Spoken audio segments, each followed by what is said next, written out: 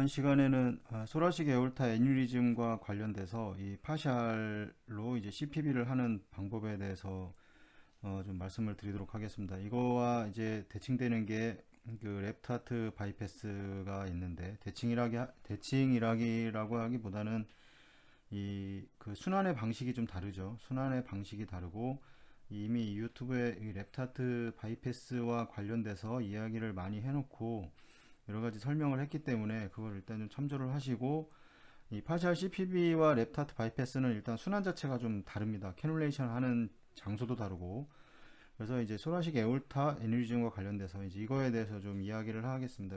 준비는 여러 가지 했는데 이걸 뭐 한 번에 할지 시간을 봐서 이제 그 시간이 되는 까지만 하고 다음에 또 올려드리도록 하겠습니다. 뭐 디스타 에올틱 이제 이런 오퍼레이션 소래식 에올타 서저리에서 이제 오퍼레이션이 이제 크로포드 이제 클래시피케이션이 이제 있는데, 이거는 이제 리스크 어세스먼트를 용이하게 하고 이 퍼퓨전 테크닉을 어떻게 해줄 것인지 이제 선택하는 기준을 만들어 줄 수가 있습니다. 타입 1과 크게 타입 4, 뭐 타입 5까지로 나누는데, 이제 크게 이제 이번에 설명드릴 거는 이제 타입 이제 1입니다. 1. 이 랩트 서브클라비안 아테리 그 밑에서 이제 이 정도까지 이제 다이섹션이 애뉴리즘이 생겨서 이제 수술을 이제 수술을 해서 이제 파샬 CPB로 한 환자인데, 물론 이제 랩타트 바이패스로도 이제 할 수 있었던 이런 케이스는 되는 환자였는데 못한 이유가 있었던 게 이 렁의 인펙션이 심해서 이 환자가 로벡토미도 같이 진행을 하는 환자였습니다. 그래서 일단 수술을 먼저 진행을 하고 뭐 뒤에서 동영상을 좀 보여드리고, 뭐 수술 중에 이제 잠깐 찍어서 뭐 이렇게 화질이 좋거나 그렇진 않은데 뭐 설명드리기는 용이할 것 같아서 그런 것도 좀 보여드리도록 하겠습니다. 그래서 그러니까 이 환자가 좀 문제가 있어서 뭐 렁도 이제 로벡토미를 해야 되고, 이런 과정에서 먼저 수술을 먼저 하고 수술이 완전히 끝난 다음에 이제 로벡토미를 진행했던 그런 환자여서 이제 혈 출혈이라던가 이런 문제 때문에 이 그 파샬 CPB를 진행을 하게 됐는데, 이 랩타트 바이패스와 파샬 CPB의 가장 큰 차이점은 이게 클로우즈 시스템과 이제 오픈 시스템입니다. 이제 클로우즈느냐 이제 오픈 시스템이냐인데, 이제 이거는 공기와의 직접적인 접촉은 실제로는 라인 뭐 뒤에서 설명을 드리겠지만 없습니다. 근데 파샬 CPB의 경우에는 이게 우리가 공기와 직접적으로 접촉할 수 있는 이 리저버라는 거를 사용을 하기 때문에 여기에서 이제 헤파린의 양이 달라지겠죠. 이제 얘는 뭐 3분의 1을 주입을 한다 그러면 이 파샬 CPB의 경우에는 풀 안티코아뷸레이션을 이제 진행을 해야 되는 그런 게 좀 다릅니다. 그래서 이제 수술은 이제 그렇게 해서 이제 파샬 CPB를 이용을 해서 이 타입 1에 이 그 타입 1과 관련된 이제 그 파샬 CPB를 이용해서 수술을 진행을 하게 됐고, 그래서 회로는 마찬가지 이렇게 이제 회로는 거의 일반적으로 사용되는 회로와 거의 비슷합니다. 이제 캐놀레이션만 좀 다를 텐데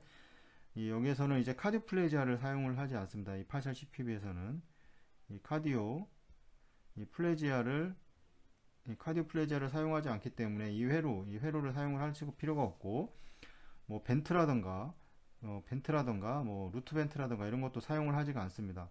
그래서 이 세 개를 다 이제 서커로 사용할 수가 있기 때문에 이제 이 수술 부위에서 발생되는 이제 이런 출혈들을 다시 리저버로 되돌려 올 수 있는 이런 장점을 가지고 있습니다. 그래서 당연히 이제 리저버를 사용을 해서 수술을 진행하기 때문에 이제 오픈 시스템이기 때문에 이 공기와의 접촉으로 인해서 이 이제 그 엔티코아뷸레이션을 진행을 해야 되고, 일반적으로 파샬 그 소라식 애뉴리즘 관련돼서 파샬 CPB에서 이제 캐놀레이션은 이 이제 피무랄 베인을 통해서 라이트 에이티륨으로 그 캐놀라를 이제 그 삽입을 하게 되고 드레인을 하게 되고, 그다음에 이제 피무랄 아테리를 통해서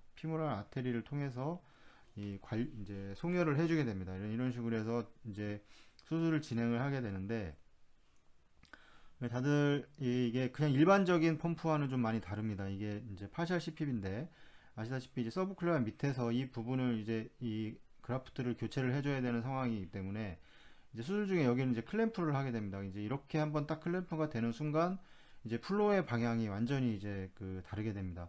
실제적으로는 그냥 이거를 클램프 하지 않았다면 일반적인 그냥 수술하는 거와 똑같습니다. RA로 드레인을 해서 다시 옥시네이션을 시켜서 다시 피몰 아테리를 넣어주는 이런 상황인데, 여기가 이제 그 에올타가 크로스 클램프 되는 순간부터 이제 플로우가 이제 방향이 다르게 됩니다. 여기서 중요하게 생각을 해야 되는 거는, 일반적인 그 티피컬한 CPB처럼 이걸 완전히 다 드레인을 시키면 절대 안 됩니다. 완전히 드레인을 시킨 상태에서 여기를 클램프 해버리면 RA에서 드레인을 완전히 시키기 때문에 RA에서 RB로 넘어가는 볼륨이 없게 되고, 그 다음에 RB에서 박출된 혈액이 없기 때문에 이 풀마의 아테리로 넘어가서 이제 렁을 통해서 LA나 이 LB로 들어가는 볼륨이 없기 때문에 이 상지로 플로우를 줄 수가 없습니다. 그래서 여기서 중요한 거는 이 상지와 하지로 나눴을 때, 이 상지 혈류와 이 하지 혈류로 나눴을 때, 심장을 기준으로 이 상지는 이쪽, 그러니까 이 머리와 머리 쪽은 다 심장 자체적으로 박동에 의해서 이 혈압을 유지를 해야 됩니다.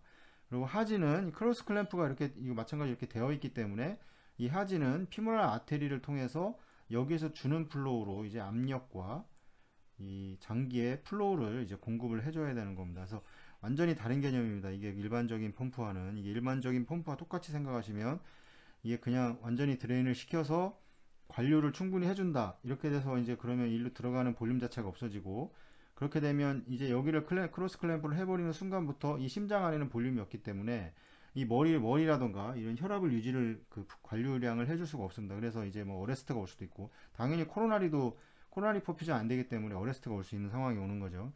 그래서 심장은 이 어느 정도의 이 볼륨은 항상 유지를 해야 되고, 어느 정도의 볼륨을 유지해야 하는 것 동시에 혈압도 유지를 해야 됩니다. 이 부분을 꼭 이거는 랩트 하트 바이패스와 이 같은 원리입니다.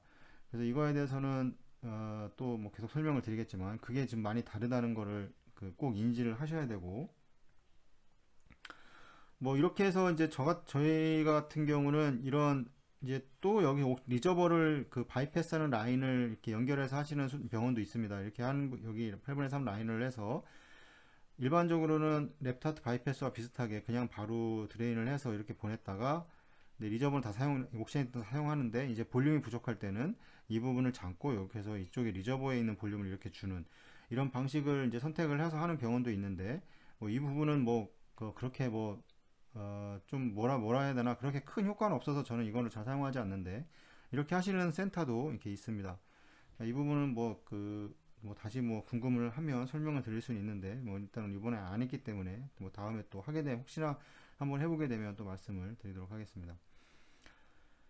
그 다음에 이제 이런 파셜 CPB의 이제 장점과 단점이 있겠죠. 이건 뭐 랩트 하트 바이패스와 비교해서 이제 보통 이야기를 많이 하게 되는데, 이 파셜 CPB의 경우에는 이제 옥시네이터와 이제 하트럭 머신을 다 사용을 해야 됩니다. 이제 근데 랩트 하트 바이패스의 경우는 뭐 CP 뭐 센트리퓨갈 펌프나 뭐 롤러 펌프를 이용을 해서 이제 주로 운영을 하게 되고, 보시면 옥시네이터 뭐 펌프, 그다음에 캐놀레이션은 뭐 RA, 그다음 피모랄로 해서 이렇게 되는 거고, 이거에 대한 장점은 뭐 많이 있습니다. 뭐 일단은 이 디스탈 퍼퓨전과 이제 프록시말 아테리얼 프레셔 이런 부분에 대한 이제 그 컨트롤을 할 수가 있죠. 예측을 해서. 그다음에 이 블러드 볼륨을 컨트롤을 할 수가 있고, 그다음에 이제 어떤 그 쉐드 블러드 이제 생기는 이런 시술 필드에서 발생하는 이런 혈액들을 다시 이 아스피레이션 해서 이 리저버로 다시 이렇게 돌려올 수가 있습니다. 그 다음에 이제 볼륨을 빨리 주입을 할 수가 있죠. 물론 랩타트 바이패스도 여러 가지 이제 추가적인 장치를 이용을 해서 이제 빨리 볼륨을 주입을 할 수가 있는데, 바로 이제 카디오토미 석션을 이용을 해서 바로 이 혈액들을 다 리저버로 가져와서 빨리 주입할 수도 있지만, 이 리저버라는 게 존재를 하기 때문에 이 리저버에서 이제 뭐 킥프라임 라인이라든가 해서 혈액을 주입을 해서 이거를 또 빠른 시간에 볼륨이 로스되는 만큼 주입을 할 수가 있습니다. 그 다음에 당연히 이제 온도를 조절할 수가 있습니다. 랩트 하트 바이패스랑 좀 다른 점은, 이제 랩트 하트 바이패스가 이 온도 조절이 좀 어렵다는 게 문제가, 이제 그런 문제가 있는데, 이 부분도 이제 어떻게 해결을 해줄 수가 있습니다. 해결해 줄 수는 있지만, 이렇게 이제 그 파셜 CPB처럼 이렇게 온도를 자유자재로 유지하기가 쉽지는 않습니다. 그 다음에 이제 뭐 리워밍과 하이퍼서미아를 뭐 이제 할 수가 있고, 그 다음에 단점으로는 뭐 이게 단점인지 모르겠지만, 이 퍼퓨전니스트가 꼭 필요하죠. 이게 퍼퓨전니스트가 꼭 해야 되는 거고, 그 다음에 퍼피니스트가 필요하고 뭐도 잘해야 되는 거니까 이제 이런 것들이 이제 어떤 변수가 될 수 있을 겁니다. 그다음에 이제 엔티코아귤레이션이 아까도 얘기했지만 이제 풀이냐 오픈이냐 이제 클로즈냐에 따라서 헤파린의 양이 달라지기 때문에 이제는 풀 엔티코아귤레이션이 이제 필요하게 되고, 그다음에 서지컬 익스포저 이제 피모랄 베슬에 이제 서지컬 익스포저가 필요하게 되고, 그다음에 이제 디스탈 에어 엠볼리즘이 있다고 하는데 이거는 레프트 하트 바이패스보다는 그 확률은 많이 떨어질 수가 있습니다. 왜냐하면 리저버라는 이런 이 리저 혈액을 저장할 수 있는 안전 장치가 있기 때문에 그거보다는 이제 그런 확률은 떨어질 수가 있고, 그다음에 당연히 뭐 레프트 하트 바이패스에 비해서는 코스트가 뭐 여러 가지 옥시네이터라든가 이런 소모품들을 많이 심장 수술에서 사용하는 소모품들을 대부분 사용을 해야 되기 때문에 이 코스트가 올라가는 건 이제 당연할 겁니다. 그래서 뭐 그 이제 특징들을 보면 크게 세 가지로 나눌 수가 있습니다. 이제 파샬 바이패스, 그다음에 랩트 하트 바이패스, 그다음에 이제 CPB로 파샬 이제 CPB겠죠. 잘못 적었는데. CPB가 있으면은 뭐 어프로치는 당연히 이제 랩 두 개 다 이제 그 랩트 소라코토미로 들어가게 됩니다. 뭐 CPB 같은 경우는 미드스토노토미로 보통 들어가게 되죠. 플로우의 방향은 이게 이제 캐놀레이션에 따라서 좀 다른데, 이게 양쪽 그러니까 캐놀레이션 상황에 따라서 리트로그레이드냐 아니면 안테그레이드냐 이렇게 나눠질 수가 있습니다. 이것도 막 랩터 소라코토미도 마찬가지고, 만약에 이게 뭐 만약 여기를 클램프하고 여기를 수술을 하고 캐놀레이션은 랩트 하트 바이패스 경우는 LA에 하죠. LA에서 드레인을 해서 보통 이제 디센딩 아울타에 하다면 이건 안테그레이드의 플로우인데, 만약 피모랄로 했다, 이게 피모랄로 사건을 해줬다 그러면 리트로그레이드 왔다가 다시 안테그레이드 가는 뭐 이런 형상을 벌이기 때문에 이거는 보스라고 할, 상황에 따라서 그 양쪽을 다 볼 수 있다고 이렇게 얘기를 할 수가 있어서 보스라고 해놓은 거고, CPB도 마찬가지로 뭐 보스죠. 만약에 피모랄이냐 어디 방향에 따라서 캐놀레이션 방향에 따라서 이건 다릅니다. 캐놀레이션은 이제 주로 이제 파샬 CPB의 경우에는 이제 피모랄 베인과 피모랄 아테리를 주로 사용을 합니다.